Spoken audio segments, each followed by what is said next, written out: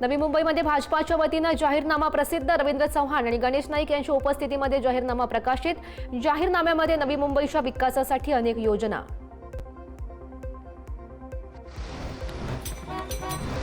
वसई विरार महापालिका निवडणुकीच्या प्रचारासाठी मुख्यमंत्री देवेंद्र फडणवीस उद्या नालासोपाऱ्यात। संध्याकाळी नालासोपाऱ्यामध्ये फडणवीसांची सभा।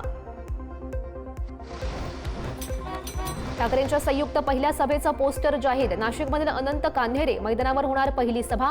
ठाकरेंची शिवसेना, मनसे आणि काँग्रेसच्या उमेदवारांसाठी सभेचं आयोजन। ठाकरे बंधूंच्या मुलाखतीमध्ये त्यांनी नवीन असं काही सांगितलं नाही। पुन्हा तीच कॅसेट वाजवली। राज आणि उद्धव ठाकरेंच्या संयुक्त मुलाखतीवर संजय शिरसाट यांची टीका। संजय शिरसाट यांच्यावर 4 चौकशा सुरू आहेत। ते काय ठाकरे बंधूंवर बोलणार? संजय शिरसाट यांच्या टीकेला अंबादास दानवे यांचं उत्तर।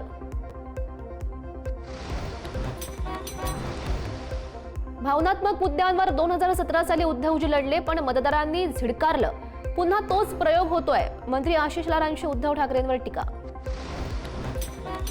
ठाण्यामध्ये ठाकरेंची शिवसेना आणि मनसेकडून ठाणेकरांचं लक्ष वेधणारे बॅनर। नगरसेवक मीच, नगरसेविका मीच, आमदार मीच, मंत्री मीच, बस झाली घराणेशाही, आता यातून मोकळं होऊयात, अशा आशयाची सत्ताधाऱ्यांना डिचवणारी बॅनरबाजी। राज ठाकरे कल्याणमध्ये करणार प्रचार। कल्याण डोंबिवली महानगरपालिकेच्या सार्वत्रिक निवडणुकीमध्ये उमेदवारांच्या प्रचारार्थ राज ठाकरे मैदानात।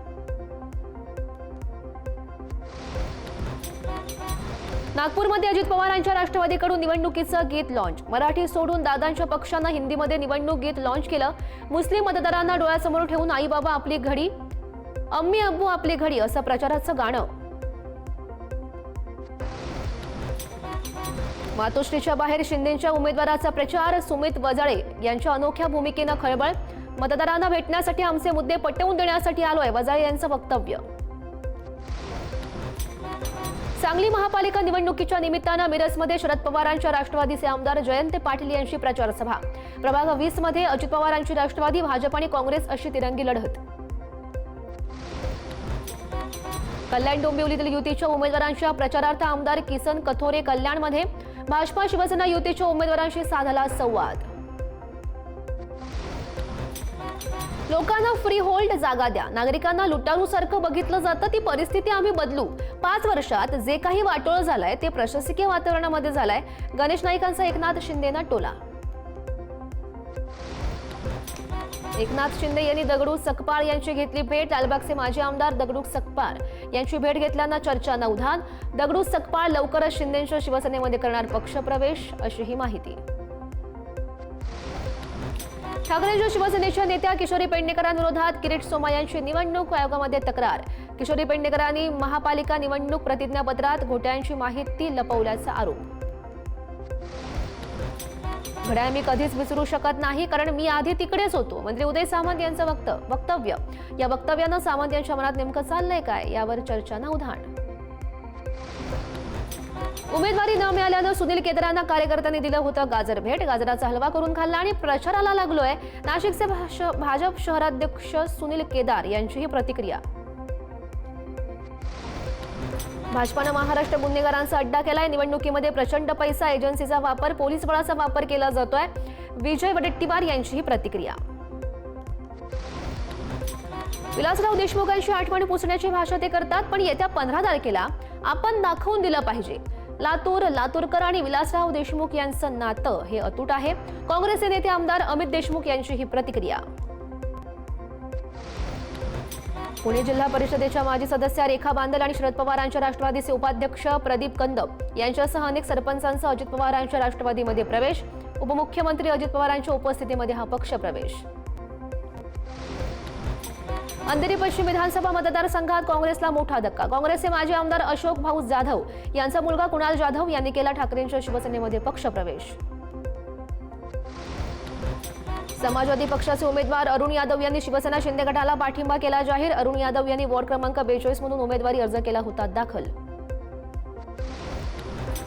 सांगलीमध्ये राष्ट्रवादीचा महापालिकेचा उमेदवार हद्दपार। निवडणुकीमध्ये आझम काझी यांना हद्दपार केल्याने एकच खळबळ। आझम काझीसह इतर 16 गुन्हेगारांवर हद्दपारीची कारवाई। चंद्रपूर शहराध्यक्ष पदावरून हकालपट्टी करण्यात आलेले भाजपचे उमेदवार सुभाष कासनगोट्टूवार यांच्या होर्डिंग्सवर फेकण्यात आलं शेण. नाराज कार्यकर्त्यांनी हे कृत्य केलं असल्याचा अंदाज व्यक्त. यवतमाळमध्ये नगराध्यक्ष पदभार स्वीकारल्यानंतर सत्ता समीकरणाच्या हालचालींना वेग. उपाध्यक्ष आणि 5 स्वीकृत सदस्यांची निवड केली जाणार. कोणत्या चेहऱ्यांना संधी मिळणार याकडेही विशेष लक्ष असणार. धुळ्यातील पिंपळनेर नगर परिषदेच्या उपनगराध्यक्षपदी भाजपाचे योगेश नेरकर यांची निवड. भाजपाच्या नवनियुक्त नगराध्यक्ष तसंच पीठासीन अधिकारी डॉक्टर योगिता चौरे यांच्या उपस्थितीमध्ये विशेष सभेचंही आयोजन. श्रीपूर उपनगराध्यक्ष पदावर भाजपच्या संगीता देवरे यांची निवड. नगर परिषदेवर अमरीश पटेल यांची एखादी सत्ता असून भाजपचे 31 तर MIMचा एक उमेदवार आला होता निवडून. नाशिकच्या मालेगावमध्ये तृतीयपंथीयांनी घेतली मतदान करण्याची शपथ. मालेगाव पालिकेमध्ये मतदानाचा टक्का वाढावा यासाठी मत जनजागृती. धुळे महापालिका निवडणुकीसाठी तब्बल 3500 कर्मचाऱ्यांची नियुक्ती. निवडणूक कर्मचाऱ्यांकडे महापालिकेच्या 500 कर्मचाऱ्यांचा समावेश. नाशिकमध्ये निवडणूक काळामध्ये अनुचित प्रकार टाळण्यासाठी पोलीस ऍक्शन मोडवर गुन्हेगारी प्रवृत्तीच्या 16 जणांना हद्दपार करण्यात आलं असून 2 दिवसात तडीपारीची अंमलबजावणी केली जाणार. बाळासाहेब सरवदे यांनी यांच्या 2ही मुलींची जबाबदारी शासनानं उचलावी. अमित ठाकरे यांचं मुख्यमंत्री फडणवीसांना पत्र.